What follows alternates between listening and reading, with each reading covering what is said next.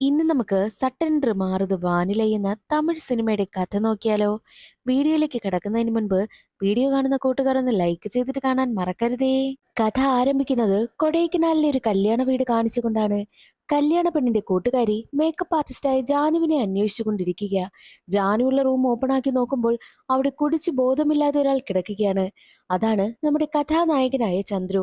ചന്ദ്രുവിനോട് ജാനു എവിടെയെന്ന് ചോദിക്കുമ്പോൾ എനിക്കറിയില്ല, അവൾ എനിക്കൊപ്പം ഇല്ലായിരുന്നുവെന്നാണ് ചന്ദ്രുവിന്റെ മറുപടി. ഇന്നലെ നടന്ന പ്രശ്നം നീ മറന്നുപോയോ? ആ ഒരു പ്രശ്നം കാരണം ജാനു എവിടേക്കെങ്കിലും പോയതാണോ എന്നൊക്കെ കൂട്ടുകാരി പെണ്ണ് ചോദിക്കുന്നുണ്ട്. ഇന്നലെ പ്രശ്നം നടന്നോ? എനിക്കതൊന്നും ഓർമ്മയില്ലല്ലോ. എന്ത് പ്രശ്നമാ നടന്നതെന്നൊക്കെ ചന്ദ്രു ചോദിക്കുന്നുണ്ട്. ചന്ദ്രുവും ജാനുവും തമ്മിൽ തലേ ദിവസം എന്തോ വലിയ പ്രശ്നം നടന്നിട്ടുണ്ട്. അതുകൊണ്ടാണ് ജാനുവിനെ ഇപ്പോൾ കാണാതായതും. ചന്ദ്രു നന്നായിട്ട് മദ്യപിച്ചത് കൊണ്ട് തന്നെ തലേ ദിവസം നടന്നതൊന്നും അവന് ഓർമ്മയേയില്ല. ചന്ദ്രു ആകെ ടെൻഷനിൽ വീടിന് പുറത്തേക്ക് വന്നിട്ട് ന്യൂസ് പേപ്പർ എടുത്ത് വായിക്കും. അതേസമയം കൊടൈക്കനാലിന് ഒരു പെൺകുട്ടിയുടെ ബോഡി കിട്ടിയിട്ടുണ്ട് എന്നൊരു വാർത്തയും കാണുന്നു. അത് കാണുന്ന ചന്ദ്രുവിന് വല്ലാതെ ടെൻഷനാവുകയും തന്റെ ഭാര്യയ്ക്ക് എന്തെങ്കിലും സംഭവിച്ചെന്ന ടെൻഷനും അവനുണ്ടാകുന്നു. ഉടനെ തന്നെ ആ സ്ഥലത്തേക്ക് പോവുകയാണ് ചന്ദ്രു. അതിൽ നിന്നും ചന്ദ്രുവിന്റെ ഭാര്യയാണ് ജാനു എന്നുള്ള കാര്യം മനസ്സിലാക്കാൻ കഴിയുമല്ലോ. ആരാണ് ചന്ദ്രു, ആരാണ് ജാനു, അവരുടെ കഥ എന്താണ് എന്നുള്ളത് ഒരു ഫ്ലാഷ് ബാക്കിലൂടെയാണ് കാണിക്കുന്നത്. IT കമ്പനിയിൽ ജോലി ചെയ്യുന്ന ആളാണ് ചന്ദ്രു. ജോലിയിൽ സത്യസന്ധനായിട്ടുള്ള ഒരാളാണ്. മറ്റൊരു വശത്ത് ജാനുവിനെ കാണിക്കുന്നു. MLA മകളാണ് ജാനു. എന്നാൽ MLA തന്റെ മകൾക്ക് വേണ്ടിയിട്ട് വിവാഹാലോചനയൊക്കെ നോക്കുകയാണ്. എന്നാൽ അച്ഛൻ നോക്കുന്ന വിവാഹത്തിന് മകൾക്ക് താല്പര്യമേ ഇല്ല. കാരണം രണ്ടാം വിവാഹക്കാരനായ മിനിസ്റ്ററിന് വേണ്ടിയിട്ടാണ് അച്ഛൻ ജാനുവിന് വിവാഹം ഉറപ്പിച്ചിരിക്കുന്നത്. ജാനുവാണെങ്കിലോ അയാളെ വിവാഹം കഴിക്കില്ല എന്ന വാശിയിലും. എന്നാൽ മിനിസ്റ്റർ എപ്പോഴും വന്നിട്ട് MLA വിരട്ടുന്നുണ്ട്. ഞാൻ കാരണമാണ് നീ ഇന്ന് ഈ ഒരു പദവിയിലിരിക്കുന്നത്. അതുകൊണ്ട് എത്രയും വേഗം പറഞ്ഞ് വിവാഹം നടത്തണമെന്നും പറഞ്ഞ് വിരട്ടിയിട്ടാണ് പോകുന്നതും.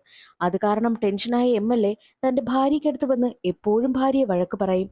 നിന്റെ മകൾ എന്താ ഇങ്ങനെ? അവളെ പറഞ്ഞ് നീ മനസ്സിലാക്ക്. ഈ ഒരു വിവാഹം നടന്നേ പറ്റൂ. ഞാൻ ഈ ഒരു പദവിയിലിരിക്കാൻ കാരണം തന്നെ മിനിസ്റ്ററാണ്. അത് നിനക്കറിയാമല്ലോ എന്നൊക്കെ ഭാര്യ പറയുമ്പോൾ, നിങ്ങൾ എന്തൊരു അച്ഛനാ! നിങ്ങളുടെ സ്വന്തം മകളെ കൊണ്ട് ഒരു രണ്ടാം വിവാഹക്കാരനെ വിവാഹം കഴിപ്പിക്കുവാനായി പോകുന്നു. ഞാൻ ജീവിച്ചിരിക്കുമ്പോൾ അതിന് ഞാൻ സമ്മതിക്കില്ല എന്നും ഭാര്യ പറയുന്നു. അത് കേൾക്കുന്നതും MLAക്ക് വല്ലാതെ ദേഷ്യം വരികയാണ്. രണ്ടുപേരും ടെറസിന് മുകളിൽ നിന്നാണ് സംസാരിക്കുന്നത്. ദേഷ്യം വന്ന MLA തന്റെ ഭാര്യയെ പിടിച്ച് താഴേക്ക് തള്ളിയിടുന്നു. അതോടെ താഴെ വന്ന് വീണ് ജാനുവിന്റെ അമ്മ മരണപ്പെട്ടു പോവുകയാണ് ചെയ്യുന്നത്. അമ്മ മരിച്ചതിൽ പിന്നെ ജാനു വല്ലാത്തൊരവസ്ഥയിലേക്ക് പോവുകയാണ്. അച്ഛനാണെങ്കിൽ എങ്ങനെയെങ്കിലും വിവാഹം നടത്തിയേ പറ്റൂ. ഒരു ട്രോമയിലൂടെ കടന്നു പോകുന്ന ജാനുവിന് സമാധാനമായി എത്തുന്നത് അവളുടെ ബെസ്റ്റ് ഫ്രണ്ടാണ്. ബെസ്റ്റ് ഫ്രണ്ട് എപ്പോഴും അവളെ സമാധാനിപ്പിക്കുകയും ഒക്കെ ചെയ്യും. തനിക്കവൻ നല്ലൊരു കൂട്ടുകാരനാണ്. തനിക്ക് അവനെ കാരണം ആശ്വാസമൊക്കെ കിട്ടുന്നുണ്ട് എന്ന് ജാനു കരുതുമെങ്കിലും കൂട്ടുകാരന്റെ ഉദ്ദേശം മറ്റൊന്നായിരുന്നു. ജാനു ഒരു MLA മകളല്ലേ. മാത്രമല്ല ഒരുപാട് സ്വത്തും അവളുടെ പേരിലുണ്ട്. അവളെ എങ്ങനെയെങ്കിലും സെറ്റ് ചെയ്ത് വിവാഹം കഴിച്ചു കഴിഞ്ഞാൽ അവളുടെ കോടിക്കണക്കിനുള്ള സ്വത്ത് തന്റെ പേരിൽ വരുമല്ലോ എന്നതായിരുന്നു കൂട്ടുകാരന്റെ ചിന്തയും. അതിനു വേണ്ടിയിട്ടാണ് ജാനുവിന്റെ പിന്നാലെ നടക്കുന്നത്. പാവം ജാനുവിന് ഇതൊന്നും അറിയത്തില്ല. എന്നാൽ ഒരു ഘട്ടത്തിൽ തന്റെ അമ്മ മരണപ്പെടുവാനായിട്ട് കാരണം അച്ഛനാണെന്ന് മനസ്സിലാക്കിയ ജാനു വീട് വിട്ടിറങ്ങി പോവുകയാണ് ചെയ്യുന്നത്. അവൾ പിന്നീട് അങ്ങോട്ടുള്ള ദിവസങ്ങളിലെല്ലാം ഒരു ലേഡീസ് ഹോസ്റ്റലിലാണ് താമസിക്കുന്നതും. ജാനുവിന്റെ മനസ്സ് മനസ്സിലാക്കിയ കൂട്ടുകാരൻ അവളെ ഒരു ദിവസം പബ്ബിലേക്ക് കൂട്ടിക്കൊണ്ടു പോകുന്നു. അവിടെ വെച്ചാണ് ആദ്യമായിട്ട് അവൾ ചന്ദ്രുവിനെ കാണുന്നത്. അതേസമയം പബ്ബിൽ നിന്ന് തിരികെ വരികയായിരുന്ന ജാനുവും കൂട്ടുകാരനും തമ്മിൽ വാക്ക് തർക്കമുണ്ടാകുന്നു. ഇതുവരെയായിട്ടും ജാനുവിന് കൊടുത്ത കാശിന്റെ കണക്കൊക്കെ അവൻ എണ്ണി എണ്ണി പറഞ്ഞു. അതോടുകൂടി ജാനുവിന് വല്ലാതെ ദേഷ്യം വരികയും ഇനി ഞാൻ നിനക്കൊപ്പം വരില്ല എന്ന് ജാനു പറയുകയും ചെയ്തു. ജാനുവിനെ വഴിയിൽ നിർത്തിയിട്ടാണ് കൂട്ടുകാരൻ പോകുന്നതും. അപ്പോഴേക്കും തെരുവിലുണ്ടായിരുന്ന കുറച്ചു പേർ ജാനുവിനെ ആക്രമിക്കുവാനായും വരുന്നു. അതേസമയം അവിടേക്ക് നമ്മുടെ നായകനായ ചന്ദ്രു എത്തുന്നുണ്ട്. ചന്ദ്രു അവളെ അവിടെ നിന്നും രക്ഷിച്ച് ഹോസ്റ്റലിലേക്ക് കൊണ്ടുവിടുകയും ചെയ്യും. അടുത്ത ദിവസം കൂട്ടുകാരിക്കൊപ്പം ഇരിക്കുന്ന ജാനുവിനടുത്തേക്ക് അവളുടെ കൂട്ടുകാരൻ എത്തുന്നു. ഇന്നലെ സംഭവിച്ചതിന് നീ എന്നോട് ക്ഷമിക്കണം. ഞാൻ അങ്ങനെയൊക്കെ നിന്നോട് പറഞ്ഞു പോയി. എന്തായാലും നമുക്ക് പഴയതുപോലെ ഫ്രണ്ട്സായിട്ട് തന്നെ ഇരിക്കാമെന്നൊക്കെ കൂട്ടുകാരൻ പറയും. അത് കേൾക്കുന്ന ജാനു, നീ എന്തൊക്കെയാ എന്നെ പറഞ്ഞതെന്ന് നിനക്ക് ഓർമ്മയുണ്ടോ? ഞാനായി എന്റെ ജോലിയായി എന്ന് കരുതി പോകുവാനായിരുന്ന എന്നോട് നീയല്ലേ ഇങ്ങോട്ട് വന്ന ഓരോ കാര്യങ്ങൾ പറഞ്ഞ് നിന്റെ കൂടെ കൂട്ടിയത്. ഞാനൊരു മേക്കപ്പ് ആർട്ടിസ്റ്റാ. ഞാൻ എന്റെ ജോലികൾ ചെയ്യാമെന്ന് തീരുമാനിച്ചപ്പോൾ നമുക്ക് ഒരുമിച്ച് ബിസിനസ് തുടങ്ങാമെന്നൊക്കെ പറഞ്ഞ് അതുവരെയും എന്റെ ചിലവൊക്കെ നീ നോക്കിക്കോളാമെന്ന് പറഞ്ഞതും നീ തന്നെയല്ലേ. എന്നിട്ടെന്തിനാ നീ ഇന്നലെ അങ്ങനെയൊക്കെ പറഞ്ഞത്? ഇനി നിനക്കൊപ്പം ഒരു ഫ്രണ്ട്ഷിപ്പിനും എനിക്ക് താല്പര്യമില്ല എന്നും ജാന് പറയുന്നു. അവൻ ഒരുപാട് സോറി പറയും, കെഞ്ചി പറയുകയാണ്. എന്നിട്ട് അവസാനം അവസാനം അവൻ പറയുന്നുണ്ട്, ഇത്രയും നാള് നമ്മൾ ഫ്രണ്ട്സ് അല്ലായിരുന്നോ, ഇനി എന്തായാലും അത് വേണ്ട, നമുക്ക് രണ്ടുപേർക്കും വിവാഹം കഴിക്കാമെന്ന് പറയുന്നു. പക്ഷേ അതിനും ജാനു തയ്യാറായിരുന്നില്ല. അതേ സമയമായിരുന്നു ജാനുവും കൂട്ടുകാരിയും ഇരുന്ന റെസ്റ്റോറന്റിലേക്ക് ചന്ദ്രു വരുന്നതും. ചന്ദ്രുവിനെ കാണുന്ന കൂട്ടുകാരൻ പറയുന്നുണ്ട്, ഓഹോ, അപ്പോൾ ഇവനെ നീ ഇവിടേക്ക് വിളിച്ചു വരുത്തിയിരിക്കുകയായിരുന്നല്ലേ, ഇവനെ കണ്ടിട്ടാണോ നീ ഞാനുമായിട്ടുള്ള ഫ്രണ്ട്ഷിപ്പ് അവസാനിപ്പിക്കുവാനായി പോകുന്നത് എന്ന് ചോദിക്കുമ്പോൾ, ആ അതെ, നീയുമായിട്ട് ഇനി എനിക്കൊരു ഫ്രണ്ട്ഷിപ്പും വേണ്ട എന്ന് തന്നെ ജാനു ഉറപ്പിച്ച് പറയും. എന്നാൽ ജാനുവിനടുത്തേക്ക് എത്തുന്ന ചന്ദ്രു, നമുക്ക് രണ്ടുപേർക്കും വിവാഹം കഴിച്ചാലോ, എനിക്ക് നിന്നോട് ഇഷ്ടമാണെന്നുള്ള കാര്യമൊക്കെ ചന്ദ്രു പറയുന്നു. അത് കേട്ട ജാനു വേറൊന്നും ചിന്തിച്ചില്ല. വാ, ഞാൻ ഇപ്പോൾ വിവാഹം കഴിക്കാൻ റെഡിയാണെന്നും ജാനു പറയുന്നു. അങ്ങനെ ജാനുവും ചന്ദ്രുവും കൂട്ടുകാരുടെ സാന്നിധ്യത്തിൽ വിവാഹം കഴിക്കുന്നു. ചന്ദ്രുവിന് ബന്ധുക്കളെന്നോ സ്വന്തക്കാരെന്നോ പറയാൻ തന്നെ ആരും തന്നെയില്ല. അവനൊരു അനാഥ പയ്യനാണ്. അനാഥാശ്രമത്തിലാണ് വളർന്നതും. പിന്നീട് അവൻ പഠിച്ച് IT കമ്പനിയിൽ ജോലിക്ക് കയറുകയാണ് ചെയ്തത്. പക്ഷേ MLA മകളാണ് ജാനു എന്നുള്ള കാര്യമൊന്നും ചന്ദ്രുവിന് അറിയത്തേയില്ല. വിവാഹം കഴിഞ്ഞ ഉടനെ തന്നെ ഹണിമൂൺ ആഘോഷിക്കുവാനായിട്ട് രണ്ടുപേരും എത്തിയത് കൊടൈക്കനാലിലേക്കാണ്. കൊടൈക്കനാലിൽ ഒരു റിസോർട്ട് ബുക്ക് ചെയ്താണ് അവർ എത്തിയിരിക്കുന്നത്. കപ്പിൾസിന് ഡിസ്കൗണ്ട് ഒക്കെ ഉണ്ട്. ആ ഒരു ഡിസ്കൗണ്ട് ഒക്കെ അവർക്ക് പറഞ്ഞു കൊടുക്കുകയും ചെയ്യുന്നു. എന്നാൽ ആ ഒരു റിസോർട്ടിൽ ചെറിയൊരു പ്രശ്നമുണ്ട്. റിസോർട്ട് ഓണറിന്റെയും കൂട്ടാളികളുടെയും മെയിൻ പരിപാടി എന്തെന്നാൽ റിസോർട്ടിൽ ഡിസ്കൗണ്ട് ഉണ്ടെന്ന് പരസ്യം വയ്ക്കും. അത് കണ്ട് അവിടേക്ക് ഒരുപാട് കപ്പിൾസ് വരും. വരുന്ന കപ്പിൾസിന്റെ എല്ലാവരുടെയും പ്രൈവറ്റ് വീഡിയോസ് എല്ലാം പകർത്തുക, എന്നിട്ടത് ഡാർക്ക് വെബിൽ പബ്ലിഷ് ചെയ്യുക. അങ്ങനെ കാശുണ്ടാക്കുകയാണ് ചെയ്യുന്നത്. ഇതൊന്നും അറിയാതെയാണ് ജാനുവും ചന്ദ്രുവും അവിടേക്ക് എത്തിയിരിക്കുന്നത്. കേക്കൊക്കെ മുറിച്ച് അവരെ അകത്തേക്ക് സ്വീകരിക്കുകയും ചെയ്യും. ഇതൊന്നും അറിയാതെ ജാനുവും ചന്ദ്രുവും റിസോർട്ടിൽ റൂം എടുത്തിരിക്കുന്നു. അങ്ങനെ അവരുടെ ഹണിമൂൺ പീരീഡ് എല്ലാം കഴിഞ്ഞ് ചന്ദ്രുവും ജാനുവും തിരികെ അവരുടെ നാട്ടിലേക്ക് എത്തുന്നു. പഴയതുപോലെ ചന്ദ്രു ജോലിക്കായും പോവുകയാണ്. അപ്പോഴാണ് ചന്ദ്രുവിന് പ്രൊമോഷൻ കിട്ടിയെന്നുള്ള കാര്യം അറിയുന്നതും. ചന്ദ്രുവിന് ഒരുപാട് സന്തോഷമാകുന്നു. എന്നാൽ ചന്ദ്രുവിന്റെ കൂടെ കൂട്ടുകാരനായ യോഗിയുമുണ്ട്. യോഗി അതേ കമ്പനിയിൽ ജോലിക്ക് കയറിയിട്ട് കുറേ വർഷങ്ങളായി. ഇതുവരെയായിട്ടും യോഗിക്ക് പ്രൊമോഷനൊന്നും കിട്ടിയിട്ടേയില്ല. എന്നാൽ 5 വർഷമായി ജോലിക്ക് കയറിയ ചന്ദ്രുവിന് പെട്ടെന്ന് പ്രൊമോഷൻ കിട്ടിയിരിക്കുന്നു. അതിൽ യോഗിക്ക് വല്ലാതെ ഈഗോ ഉണ്ടാവുകയാണ്. എങ്ങനെയെങ്കിലും ചന്ദ്രുവിനെ തകർക്കണം എന്നൊരു ലക്ഷ്യം മാത്രമായിരുന്നു യോഗിക്കുണ്ടായിരുന്നതും. എന്നാൽ മറ്റൊരു വശത്ത് MLA തന്റെ മകളെ അന്വേഷിച്ചിറങ്ങുകയാണ്. ജാനു എവിടെയാണെന്നോ അവളുടെ വിവാഹം കഴിഞ്ഞെന്നുള്ള കാര്യമൊന്നും MLAക്ക് അറിയത്തേയില്ല. എങ്ങനെയെങ്കിലും ജാനുവിനെ കണ്ടുപിടിക്കണം, എന്നിട്ട് മിനിസ്റ്ററുമായിട്ടുള്ള വിവാഹം നടത്തണം. എന്നാൽ മാത്രമേ തന്റെ പദവി സംരക്ഷിക്കാൻ കഴിയൂ എന്നതാണ് MLAയുടെ മൈൻഡ്. അതേസമയം ജാനുവിന്റെയും ചന്ദ്രുവിന്റെയും ജീവിതം നന്നായിട്ട് മുന്നോട്ട് പോകെ ജാനു MLAയുടെ മകളാണെന്നും MLA ജാനുവിനെ അന്വേഷിക്കുന്നുണ്ട് എന്നുള്ള കാര്യവും ചന്ദ്രു അറിയുകയുണ്ടായി. ഇങ്ങനെ പോയാൽ ശരിയാകില്ലല്ലോ, ജാനു തനിക്ക് നഷ്ടപ്പെടുമോ എന്നുള്ള പേടിയൊക്കെ ചന്ദ്രുവിനുണ്ടാകുന്നു. അതുകൊണ്ട് തന്നെ ആരും അറിയാതെ മറ്റൊരു സ്ഥലത്ത് അവളെ താമസിപ്പിക്കണമെന്നും ചന്ദ്രു തീരുമാനിക്കും. ഈ ഒരു കാര്യം കൂട്ടുകാരനായ യോഗിയുമായിട്ട് ഡിസ്കസ് ചെയ്യുന്നുണ്ട്. യോഗിക്ക് ഓൾറെഡി ചന്ദ്രുവിനോട് നല്ല ഈഗോയാണുള്ളത്. അതുകൊണ്ട് തന്നെ ഒരു പലിശക്കാരനെ കൊണ്ട് നല്ല റേറ്റിന് ഒരു ഫ്ലാറ്റ് എടുപ്പിക്കുന്നു. ആ ഫ്ലാറ്റിലേക്ക് ചന്ദ്രുവിനെയും ജാനുവിനെയും മാറ്റുകയാണ് ചെയ്യുന്നത്. ചന്ദ്രുവിന്റെ മാസ ശമ്പളം മുഴുവൻ ഫ്ലാറ്റിന്റെ കാര്യത്തിന് പോകുമെന്നുള്ളത് ഉറപ്പ് തന്നെയാണ്. യോഗി മനഃപൂർവ്വമാണ് അങ്ങനെ ഒരു കാര്യം ചെയ്യിച്ചത്. അങ്ങനെ ദിവസങ്ങൾ കടന്നുപോകെ ചന്ദ്രുവിനെ തേടി ഒരു പ്രശ്നം വരികയാണ്. എന്തെന്നാൽ ഈ യോഗിയുടെ മെയിൻ പരിപാടി ലാപ്ടോപ്പ് ഒക്കെ മോഷ്ടിച്ച് വിൽക്കുക അതായിരുന്നു. അങ്ങനെ യോഗി ഒരു ദിവസം ഒരു കാറിൽ നിന്നും ആരും അറിയാതെ നൈസിന് ഒരു ലാപ്ടോപ്പ് അടിച്ചു മാറ്റുന്നു. ലാപ്ടോപ്പിന്റെ ഓണർക്ക് താനല്ലാതെ മറ്റാരോ തന്റെ ലാപ്ടോപ്പ് ഓപ്പൺ ആക്കി എന്നുള്ളത് ഇൻഫർമേഷൻ പോവുകയാണ്.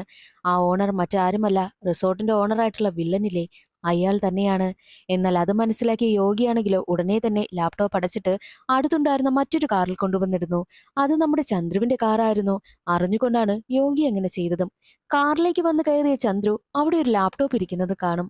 ലാപ്ടോപ്പ് ഓപ്പണാക്കി നോക്കുന്ന സമയത്ത് അത് റിസോർട്ട് മാനേജറിന്റേതാണെന്ന് ചന്ദ്രുവിന് മനസ്സിലായി. ഉടനെ തന്നെ ചന്ദ്രു മാനേജറിനെ കോണ്ടാക്ട് ചെയ്യുകയും, നിങ്ങളുടെ ലാപ്ടോപ്പ് എന്റെ കാറിൽ കിടക്കുകയാണ്, ഇത് എങ്ങനെ വന്നു എന്നൊക്കെ ചോദിക്കുമ്പോൾ, അത് ഏതോ ഒരുത്തൻ മോഷ്ടിച്ചിട്ട് നിങ്ങളുടെ കാറിൽ കൊണ്ടുവന്നിട്ടതാ, ഉടനെ തന്നെ ഞാൻ പറയുന്ന സ്ഥലത്തേക്ക് ലാപ്ടോപ്പ് കൊണ്ടുവരണമെന്നും ചന്ദ്രുവിനോട് പറയുന്നു. അങ്ങനെ ചന്ദ്രു മാനേജർ പറഞ്ഞ സ്ഥലത്തേക്ക് ലാപ്ടോപ്പുമായി എത്തുകയാണ്. ലാപ്ടോപ്പ് സേഫ് ആയിട്ട് കൊണ്ടുവന്ന് കൊടുത്തതിന് ഒരു കെട്ട് നോട്ട് ചന്ദ്രുവിന്റെ മുന്നിലെടുത്ത് വെക്കുന്നു. അയ്യോ, എനിക്ക് ഇത്രയും കാശൊന്നും വേണ്ട, ഞാൻ എന്തായാലും എന്റെ കയ്യിൽ കിട്ടി അത് തിരികെ കൊണ്ടുവന്നു, അത്രയേ ഉള്ളൂ എന്ന് പറഞ്ഞിട്ട് പോകുവാനായി ഇറങ്ങുന്നു. അതേസമയം ചന്ദ്രുവാണെങ്കിലോ തന്റെ ചാവി അവിടെ വെച്ച് മറന്നുപോയി. പോകുവാനായി ഇറങ്ങിയ ചന്ദ്രു ചാവി എടുക്കുവാൻ വേണ്ടിയിട്ട് വീണ്ടും തിരികെ മുകളിലേക്ക് വരുന്ന സമയത്ത് അവനൊരു കാഴ്ച കാണുന്നു. അത് കണ്ട് ചന്ദ്രു ഞെട്ടിപ്പോവുകയാണ്. മാനേജറാണെങ്കിൽ ലാപ്ടോപ്പിലുള്ള ഡേറ്റ എല്ലാം ചെക്ക് ചെയ്തുകൊണ്ടിരിക്കുന്നു. അതിലൊരുപാട് വീഡിയോസ് ആണുള്ളത്. ആ വീഡിയോ കണ്ട് ചന്ദ്രു ഷോക്കായി പോകും. എന്താ സാർ ഇങ്ങനെയെന്നൊക്കെ ചന്ദ്രു ചോദിക്കുമ്പോൾ, അതൊന്നും നിങ്ങൾ മൈൻഡ് ചെയ്യേണ്ട, ഇവിടെ നിന്ന് പോകുവാനായിട്ടായിരുന്നു മാനേജർ പറഞ്ഞത്. തിരികെ വരുന്ന സമയത്തെല്ലാം ആ വീഡിയോസ് ഒക്കെ കണ്ടിട്ട് ചന്ദ്രുവിന് വല്ലാതെ ടെൻഷനായിരുന്നു. അതൊന്നും കാര്യമാക്കാതെ ചന്ദ്രു അന്നേ ദിവസം വീട്ടിലെത്തി ഒരു ന്യൂസാണ് ചന്ദ്രു കാണുന്നത്. ആ റിസോർട്ടിൽ താമസിച്ചിരുന്ന കപ്പിൾസ് ഒക്കെ ആത്മഹത്യ ചെയ്യുന്നു. അവരുടെ പ്രൈവറ്റ് വീഡിയോസ് എല്ലാം ലീക്കായി. അത് പറഞ്ഞ് കൂട്ടുകാരൊക്കെ കളിയാക്കിയതിൽ മനംനൊന്താണ് കപ്പിൾസ് ഒക്കെ ആത്മഹത്യ ചെയ്യുന്നത് എന്നുള്ള കാര്യമൊക്കെ ചന്ദ്രു അറിയുന്നു. താനും താമസിച്ചിരുന്നത് അതേ റിസോർട്ടിൽ തന്നെയാണല്ലോ. മാത്രമല്ല റിസോർട്ട് മാനേജറിന്റെ ലാപ്ടോപ്പിൽ ഒരുപാട് മോശമായിട്ടുള്ള വീഡിയോസ് ഒക്കെ താൻ കണ്ടു. ഇനി അത് അവരുടെയൊക്കെ വീഡിയോസ് ആയിരിക്കുമോ എന്നുള്ള ചിന്തയൊക്കെ ചന്ദ്രുവിനുണ്ടാകും. താനും തന്റെ ഭാര്യയും അതേ റിസോർട്ടിൽ തന്നെയാണല്ലോ ഹണിമൂൺ ആഘോഷിച്ചത്. താൻ കാരണം ജാനുവിന് എന്തെങ്കിലും പ്രശ്നം വരുമോ, അവൾ ഇതെല്ലാം അറിഞ്ഞു കഴിഞ്ഞാൽ ആകെ തകർന്നു പോകും, ഞങ്ങളുടെ വീഡിയോ ലീക്കാകുമോ എന്നുള്ള കാര്യമൊക്കെ ചന്ദ്രുവിന് ടെൻഷനായി. അന്നു മുതൽ ചന്ദ്രു ജാനുവിനോടധികം സംസാരിക്കത്തേയില്ല. ഈ ഒരു പ്രശ്നം എങ്ങനെയെങ്കിലും കോംപ്രമൈസ് ആക്കണമെന്നായിരുന്നു അവന്റെ ഒരേ ഒരു ലക്ഷ്യം. അങ്ങനെ ചന്ദ്രു ആണെങ്കിലോ ആ ഒരു റിസോർട്ടിലേക്ക് പോകുന്ന കപ്പിൾസിന്റെ എല്ലാവരുടെയും ഡീറ്റെയിൽസ് എടുക്കുകയാണ്. അവിടെയുള്ള കപ്പിൾസിനെയൊക്കെ കോൺടാക്ട് ചെയ്തിട്ട്, നിങ്ങൾ ആരും തന്നെ ആ റിസോർട്ടിൽ വെച്ച് ഫിസിക്കൽ റിലേഷൻഷിപ്പിൽ ഏർപ്പെടരുത്. ഏർപ്പെട്ട് കഴിഞ്ഞാൽ നിങ്ങളുടെ വീഡിയോ എല്ലാം മോണിറ്റർ ചെയ്യുന്ന ഒരാൾ അവിടെയുണ്ട്. അയാൾ അതെല്ലാം റെക്കോർഡ് ചെയ്ത് ഡാർക്ക് വെബിലൊക്കെ പോസ്റ്റ് ചെയ്യും. പിന്നെ ആ ഒരു വീഡിയോ ഒക്കെ വൈറലായാൽ നിങ്ങളുടെ ജീവിതമേ പോകുമെന്നുള്ള കാര്യമൊക്കെ ചന്ദ്രു അവരെ പറഞ്ഞ് മനസ്സിലാക്കുന്നു. എന്നാൽ ചന്ദ്രു പറഞ്ഞ കൂട്ടത്തിൽ ഒരു പയ്യനും പെൺകുട്ടിയും ഉണ്ടായിരുന്നു. എന്നാൽ ഇത് കേട്ട ആ പയ്യനും പെണ്ണും വല്ലാതെ ടെൻഷൻ ആവുകയും, വീഡിയോ ലീക്കായി കഴിഞ്ഞാൽ അച്ഛനും അമ്മയും ഒക്കെ അറിയും, കുടുംബക്കാരെല്ലാവരും അറിയും, അറിഞ്ഞു കഴിഞ്ഞാൽ നാണക്കേടാണെന്ന് ചിന്തിച്ച് അവർ രണ്ടുപേരും റിസോർട്ടിൽ തന്നെ ആത്മഹത്യ ചെയ്യുന്നു. അതോടുകൂടി മാനേജർക്ക് ഒരു കാര്യം മനസ്സിലായി, ഇതിന് പിന്നിൽ മറ്റാരോ കളിക്കുന്നുണ്ടെന്ന്. അത് ചന്ദ്രുവാണെന്ന് മനസ്സിലാക്കിയ മാനേജർ ഉടനെ തന്നെ ചന്ദ്രുവിനെ കോണ്ടാക്ട് ചെയ്യുകയും, നീ അങ്ങനെ ഒരു കാര്യം വിളിച്ച് അവരോട് പറയാതിരുന്നിരുന്നെങ്കിൽ അവർ വന്ന കാര്യം കഴിഞ്ഞിട്ട് അവിടെ നിന്ന് പോയേനെ, ദേ ഇപ്പോൾ അവർ ആത്മഹത്യ ചെയ്തില്ലേ എന്നൊക്കെ ചന്ദ്രുവിനോട് പറയുന്നു. അത് കേട്ട് ചന്ദ്രുവിനും ആകെ കുറ്റബോധം ഉണ്ടാവുകയാണ്. താൻ കാരണമാണോ അവർ ആത്മഹത്യ ചെയ്തത് എന്ന ചിന്തയൊക്കെ അവനുണ്ടാകുന്നു. എങ്ങനെയെങ്കിലും എല്ലാവരെയും രക്ഷിക്കണമെന്ന് കരുതിയാണ് ചന്ദ്രു അങ്ങനെ ചെയ്തതും. ദിവസങ്ങൾ കടന്നുപോകെ ചന്ദ്രുവിനും ജാനുവിനും ഇടയിൽ പ്രശ്നങ്ങൾ കൂടിക്കൂടി വന്നുകൊണ്ടേയിരുന്നു. ജാനുവിന്റെ ബർത്ത്ഡേ പോലും അവൻ വിഷ് ചെയ്തതുമില്ല, ബർത്ത്ഡേ മറന്നുപോയി. ആ ദിവസം അവർ തമ്മിൽ പ്രശ്നമുണ്ടാവുകയും എല്ലാവരുടെയും മുന്നിൽ വെച്ച് ചന്ദ്രു ജാനുവിനെ തല്ലുകയും ചെയ്തു. മാത്രവുമല്ല ചന്ദ്രുവിന്റെ ജോലി നഷ്ടമായിരിക്കുകയാണ്. കാരണം ചന്ദ്രു കുറച്ചുനാള് മെന്റൽ ഹോസ്പിറ്റലിൽ കിടന്നിട്ടുണ്ട്. ആ ഒരു കാര്യം ജാനുവിന് മാത്രമായിരുന്നു അറിയാവുന്നത്. എന്നാൽ ഇപ്പോൾ ചന്ദ്രുവിന്റെ ജോലി പോയത് ആ ഒരു കാരണം പറഞ്ഞാണ്. താൻ ഈ ഒരു കാര്യം പറഞ്ഞിട്ടുള്ളത് ജാനുവിനോട് മാത്രമാ. അപ്പോൾ ജാനുവായിരിക്കുമോ ദേഷ്യത്തിൽ ഇങ്ങനെയൊക്കെ ചെയ്തത്, തന്റെ ഈ ഒരു കാര്യം മാനേജറിനോട് വിളിച്ചു പറഞ്ഞത് എന്നൊക്കെ അവൻ ചിന്തിക്കുന്നു. പക്ഷേ ഇതെല്ലാം ചെയ്തത് ജാനുവിന്റെ അച്ഛനാണ്. ജാനു കാണാതായ അന്ന് മുതൽ ജാനുവിനെ കുറിച്ച് അന്വേഷിച്ച് നടക്കുകയായിരുന്നു MLA. അപ്പോഴാണ് ചന്ദ്രുവിനെ കുറിച്ച് അന്വേഷിക്കുന്നതും. ചന്ദ്രു മെന്റൽ ഹോസ്പിറ്റലിൽ കിടന്ന കാര്യവും MLA അറിയുന്നു. MLA ഈ ഒരു വിവരമെല്ലാം ചന്ദ്രുവിന്റെ ഓഫീസിൽ അറിയിക്കുകയാണ് ചെയ്തത്. അവനോട് പ്രതികാരം വീട്ടുവാൻ വേണ്ടിയിട്ട് അവന്റെ ജോലിയാണ് ആദ്യം നശിപ്പിച്ചു കളഞ്ഞതും. പക്ഷെ ഇതൊന്നും അറിയാത്ത ചന്ദ്രു ജാനുവാണ് അതൊക്കെ ചെയ്തതെന്ന് ചിന്തിച്ച് ജാനുവുമായിട്ട് ഡിവോഴ്സ് ചെയ്യുവാനും തീരുമാനിക്കുന്നു. അതറിയുന്ന ജാനു ആകെ തകർന്നു പോവുകയാണ്. മ്യൂച്വൽ ഡിവോഴ്സിന് തയ്യാറാകണമെന്ന് ജാനുവിനോട് പറയുമ്പോൾ അത് തനിക്ക് പറ്റില്ല എന്നായിരുന്നു ജാനുവിന്റെ മറുപടി. ജാനുവും ചന്ദ്രുവും അടിച്ചുപിരിഞ്ഞ് ജാനു നേരെ ഹോസ്റ്റലിലേക്കും പോകുന്നു. അങ്ങനെ ജാനു ആണെങ്കിലോ ചന്ദ്രുവിനെ കുറിച്ച് ആലോചിച്ചിരിക്കുന്ന സമയത്താണ് ജാനുവിന് തലകറക്കം വരുന്നതും അവൾ തലകറങ്ങി വീഴുന്നതും. അതേസമയം ചന്ദ്രു കൂട്ടുകാരനായ യോഗിക്കൊപ്പം ഇരുന്ന് മദ്യപിച്ചു കൊണ്ടിരിക്കുകയാണ്. അവൻ എങ്ങനെയെങ്കിലും ഇപ്പോൾ നടക്കുന്ന പ്രശ്നം സോൾവ് ആക്കണം, അത് മാത്രമായിരുന്നു അവന്റെ മനസ്സിൽ. അപ്പോഴായിരുന്നു ജാനുവിന്റെ മെസ്സേജ് വരുന്നത്. തനിക്ക് കാണണമെന്നായിരുന്നു ആ ഒരു മെസ്സേജിൽ ജാനു പറഞ്ഞിരുന്നതും. അതനുസരിച്ച് അവളെ കാണുവാൻ വേണ്ടിയിട്ട് ചന്ദ്രു പോകുന്നു. ജാനു മെസ്സേജിൽ പറഞ്ഞിരിക്കുന്നത്, ജാനു കൊടൈക്കനാലിലേക്ക് പോവുകയാണ്, അവളുടെ ബെസ്റ്റ് ഫ്രണ്ട് ഒരുത്തനുണ്ടല്ലോ, അവന്റെ റിലേറ്റീവിന്റെ മകളുടെ വിവാഹം നടക്കുകയാണ്, അതിൽ മേക്കപ്പ് ആർട്ടിസ്റ്റ് ആയിട്ടാണ് താൻ പോകുന്നത്, കൂട്ടിന് വരുന്നോ എന്നായിരുന്നു ചന്ദ്രുവിനോട് ചോദിച്ചതും. മാത്രമല്ല ഒരു കാര്യം തനിക്ക് പറയാനുണ്ടെന്നും പ്രത്യേകം ജാനു പറഞ്ഞിരുന്നു. അതനുസരിച്ച് ചന്ദ്രു ജാനുവിനൊപ്പം കൊടൈക്കനാലിലേക്ക് പോവുകയാണ്. എന്നാൽ അവിടെ വെച്ച് ജാനുവിന്റെ ബെസ്റ്റ് ഫ്രണ്ട് അവനോടൊപ്പം വന്നിരുന്ന് സംസാരിക്കുക, നമുക്ക് ഈ പ്രശ്നമെല്ലാം കോംപ്രമൈസ് ആക്കാം, പഴയതുപോലെ തന്നെ നമുക്ക് മുന്നോട്ട് പോകാം, നീ എന്തായാലും അവനുമായിട്ട് ഡിവോഴ്സ് ആകാൻ പോവുകയല്ലേ, നമുക്ക് വിവാഹം കഴിക്കാമെന്നൊക്കെ കൂട്ടുകാരൻ പറയുന്നത് ചന്ദ്രു കേട്ടുകൊണ്ടുവരുന്നു. ദേഷ്യം വന്ന ചന്ദ്രു ആണെങ്കിൽ അവിടെ വെച്ച് കൂട്ടുകാരനെ തല്ലുകയാണ് ചെയ്തത്. അത് കണ്ട് ദേഷ്യം വന്ന ജാനു ചന്ദ്രുവുമായി പ്രശ്നമുണ്ടാക്കി റൂമിലേക്ക് പോകുന്നു. അങ്ങനെയൊന്നും ചെയ്യണ്ടായിരുന്നല്ലോ എന്ന് ചിന്തിച്ച ചന്ദ്രു ജാനുവിനടുത്തേക്ക് വരുന്നു. ജാനുവിനോട് മാപ്പ് പറയുമ്പോൾ, ഞാൻ എന്തിനാണ് നിന്നെ ഇവിടേക്ക് വിളിച്ചു വരുത്തിയെന്ന് നിനക്കറിയാവോ, ഞാൻ പ്രഗ്നന്റ് ആണ്, അത് പറയുവാൻ വേണ്ടിയിട്ടാണെന്നുള്ള കാര്യം ജാനു തുറന്നു പറയുന്നു. അത് കേട്ടതും ചന്ദ്രുവിന് സന്തോഷിക്കണമോ സങ്കടപ്പെടണമോ ഒന്നും തന്നെ അറിയത്തേയില്ല. അവൻ ഇതുവരെയും നടന്ന കാര്യങ്ങളെല്ലാം അവളോട് തുറന്നു പറയുവാനേയും തീരുമാനിച്ചു. ചന്ദ്രു പറയുന്നത്, അന്ന് റിസോർട്ടിൽ ഒരു കാമുകനും കാമുകിയും ആത്മഹത്യ ചെയ്തില്ലേ? അവരോട് റിസോർട്ടിൽ നടക്കുന്ന കാര്യങ്ങളെല്ലാം വിളിച്ചു പറഞ്ഞത് ചന്ദ്രുവാണെന്ന് മനസ്സിലാക്കിയ റിസോർട്ടിന്റെ മാനേജർ ചന്ദ്രുവിനെ വിളിച്ചിട്ട്, നീ കാരണമല്ലേ അവർ ആത്മഹത്യ ചെയ്തത്? ഇനി എന്തായാലും നിന്റെയും നിന്റെ ഭാര്യയുടെയും വീഡിയോ ഞാൻ ലീക്ക് ചെയ്യും. വേണ്ട എന്നുണ്ടെങ്കിൽ ഞാൻ പറയുന്ന സ്ഥലത്തേക്ക് നീ വരണമെന്നും മാനേജർ പറയുന്നു. അതനുസരിച്ച് മാനേജർ പറഞ്ഞ സ്ഥലത്തേക്ക് ചന്ദ്രു എത്തുകയാണ്. അവിടെ വെച്ച് രണ്ടുപേരും തമ്മിൽ വാക്കുതർക്കം ഉണ്ടാവുകയും ഒടുവിൽ ചന്ദ്രു കയ്യിൽ കിട്ടിയ സാധനം വെച്ച് മാനേജറിന്റെ തലക്കടിക്കുന്നു. മാനേജറിന്റെ ബോധം പോവുകയാണ്. ഉടനെ തന്നെ ചന്ദ്രു മാനേജറിന്റെ ബോഡിയും എടുത്തുകൊണ്ട് അവിടെ നിന്ന് പോകുന്നു. മാനേജർ മരിച്ചിട്ടില്ല, ബോധമുണ്ട്. മാനേജറിനെ കൊണ്ടുവന്ന് റെയിൽവേ ട്രാക്കിൽ കിടത്തുകയാണ്. ട്രെയിൻ കയറി ഇറങ്ങി അയാൾ മരണപ്പെട്ടു പോവുകയും ചെയ്യുന്നു. എന്നിട്ട് ഉടനെ തന്നെ മാനേജറിന്റെ ശബ്ദത്തിൽ റിസോർട്ടിലേക്ക് വിളിക്കും. മരണപ്പെട്ടു പോയ പയ്യന്റെയും പെൺകുട്ടിയുടെയും ഡെഡ് ബോഡി ഇതുവരെയും നമ്മൾ മാറ്റിയില്ലല്ലോ, ഫ്രീസറിൽ തന്നെ ഇരിക്കുകയല്ലേ? ഒരു ഡെഡ് ബോഡി റിസോർട്ടിലുള്ള ഫ്രീസറിൽ വെക്കണം, മറ്റൊരു ഡെഡ് ബോഡി എന്റെ വീട്ടിലെ ഫ്രീസറിൽ സെറ്റ് ചെയ്യണം. ബാക്കിയുള്ള കാര്യങ്ങളൊക്കെ ഞാൻ നോക്കിക്കോളാമെന്ന് ചന്ദ്രു വിളിച്ചു പറയുന്നു. അതനുസരിച്ച് മരിച്ചുപോയ പയ്യന്റെയും പെണ്ണിന്റെയും ഡെഡ് ബോഡി രണ്ട് സ്ഥലങ്ങളിലായിട്ടും സെറ്റ് ചെയ്യുന്നു. ഈ ഒരു കാര്യങ്ങളെല്ലാം ജാനുവിനോട് ചന്ദ്രു പറയുമ്പോൾ, നമ്മൾ ഇത്രമാത്രം ചെയ്താൽ പോരാ, ഇതിൽ കൂടുതൽ ചെയ്യണം. ഈ ഒരു കേസിൽ എന്നെ കൂടി ഇൻവോൾവ് ആക്കണം. ഞാൻ കാണാതെ പോയി കഴിഞ്ഞാൽ ഉറപ്പായിട്ടും MLAയുടെ മകൾ മിസ്സിംഗ് ആണ്. അതുകൊണ്ട് തന്നെ ഇത് വലിയൊരു സെൻസേഷൻ കേസാകും. റിസോർട്ട് മാനേജർ എന്നെ കടത്തിക്കൊണ്ടുപോയതുപോലെ ഫ്രെയിം ചെയ്യണം. എന്നിട്ട് അയാൾ എല്ലാം കഴിഞ്ഞിട്ട് ദുബായിലേക്ക് രക്ഷപ്പെട്ടു പോയി എന്നും വരുത്തി തീർക്കണമെന്നും ജാനു പറയുന്നു. അതനുസരിച്ച് റിസോർട്ട് മാനേജറിന്റെ കാർ ആരും അറിയാതെ എടുത്തുകൊണ്ടുവരുന്ന ചന്ദ്രു അതിൽ ജാനുവിനെ കയറ്റിക്കൊണ്ടു പോവുകയാണ് ചെയ്യുന്നത്. എന്നിട്ട് റിസോർട്ട് മാനേജറാണെങ്കിൽ മരിച്ചുപോയ പെൺകുട്ടിയുടെ ബോഡി ഫ്രീസറിൽ വെച്ചിട്ടുണ്ടല്ലോ, ആ ബോഡി എടുത്തുകൊണ്ടുവന്ന് മലമുകളിൽ നിന്നും താഴേക്കിടുന്നു. ആ ഒരു ബോഡിയിൽ ജാനുവിന്റെ ചെയിനും ഒക്കെ വെച്ചിട്ടാണ് താഴേക്കിടുന്നതും. എന്നിട്ട് ജാനുവിനെ റിസോർട്ട് മാനേജറിന്റെ ഗോഡൌണിൽ കൊണ്ടുവന്ന് അടച്ചു വെക്കുകയും ചെയ്യുന്നുണ്ട്. സിനിമയുടെ തുടക്കത്തിൽ ഒരു പെൺകുട്ടിയുടെ ഡെഡ് ബോഡി കിട്ടിയില്ലേ? ആ ഡെഡ് ബോഡി യഥാർത്ഥത്തിൽ ജാനുവിൻ്റെതാണെന്നാണ് എല്ലാവരും കരുതിയിരുന്നത്. പെൺകുട്ടിയുടെ ഡെഡ് ബോഡി ഉപേക്ഷിക്കുന്നതിന് മുൻപ് ചന്ദ്രുവും ജാനും ചേർന്ന് ജാനുവിന്റെ മാലയും കാര്യങ്ങളുമൊക്കെ ഡെഡ് ബോഡിയിൽ ധരിപ്പിച്ചിരുന്നു. അങ്ങനെ ഡെഡ് ബോഡി കിട്ടുന്ന സമയത്ത് ചന്ദ്രു ചെന്ന് നോക്കിയിട്ട് ഇത് തന്റെ ഭാര്യയല്ല എന്ന് തിരിച്ചറിയുകയും ചെയ്യുന്നുണ്ടായിരുന്നു. ഇതെല്ലാം അവരുടെ പ്ലാനാണ്. മാത്രവുമല്ല, ഒരു പെൺകുട്ടി സിനിമയുടെ തുടക്കത്തിൽ ജാനുവിനെ അന്വേഷിച്ചു വരുമ്പോൾ നിങ്ങൾ തമ്മിൽ തലേ ദിവസം ഒരു പ്രശ്നമുണ്ടായില്ലേ എന്നൊക്കെ അവൾ ചോദിക്കുന്നുണ്ടല്ലോ, അതെല്ലാം ഇവരുടെ പ്ലാനാണ്. ജാനുവിനെ കാണാനില്ല എന്ന് എല്ലാവരെയും അറിയിക്കുക, അത് മാത്രമായിരുന്നു ചന്ദ്രുവിന്റെ ലക്ഷ്യവും. ജാനുവിനെ കാണാനില്ല എന്ന് മനസ്സിലാക്കിയ ജാനുവിന്റെ കൂട്ടുകാരൻ പോലീസിൽ പോയി കംപ്ലൈന്റ് കൊടുക്കുന്നു. ചന്ദ്രുവുമായിട്ട് പ്രശ്നമുണ്ടായി എന്നുള്ള കാര്യമൊക്കെ പോലീസിൽ അറിയിക്കുകയും ചെയ്യുന്നുണ്ട്. എന്നാൽ അതേ സമയം തന്നെയായിരുന്നു ജാനുവിനെ കുറിച്ച് അന്വേഷിക്കുവാൻ വേണ്ടിയിട്ട് ചന്ദ്രുവിനെ വിളിക്കുന്നതും. ഞങ്ങൾ തമ്മിൽ പ്രശ്നമുണ്ടായതൊക്കെ ശരി തന്നെ, പക്ഷേ അവൾ എവിടെ പോയി എന്നുള്ള കാര്യം തനിക്കറിയില്ല എന്നും ചന്ദ്രു പറയുന്നു. CCTV ഫുട്ടേജ് ഒക്കെ ചെക്ക് ചെയ്യുന്ന സമയത്ത് അവിടെ റിസോർട്ട് മാനേജറിന്റെ കാറ് വന്നു പോകുന്നതും ആ കാറിൽ ജാനുവിനെ കടത്തിക്കൊണ്ട് പോകുന്നതുമൊക്കെ പോലീസുകാർ കണ്ടിരുന്നു. റിസോർട്ട് മാനേജറിന് വേണ്ടിയിട്ട് അന്വേഷണം നടത്തുമ്പോഴോ അയാളുടെ ടവർ ലൊക്കേഷൻ എല്ലാം കാണിക്കുന്നത് ദുബായിലാണ്. ഉടനെ തന്നെ റിസോർട്ട് മാനേജറിന്റെ ഗോഡൌൺ എല്ലാം പോലീസ് അന്വേഷിക്കും. അപ്പോൾ അവിടെ നിന്നും ജാനുവിനെ കെട്ടിയിട്ടിരിക്കുന്ന അവസ്ഥയിൽ കണ്ടെത്തുകയും ചെയ്യുന്നുണ്ട്.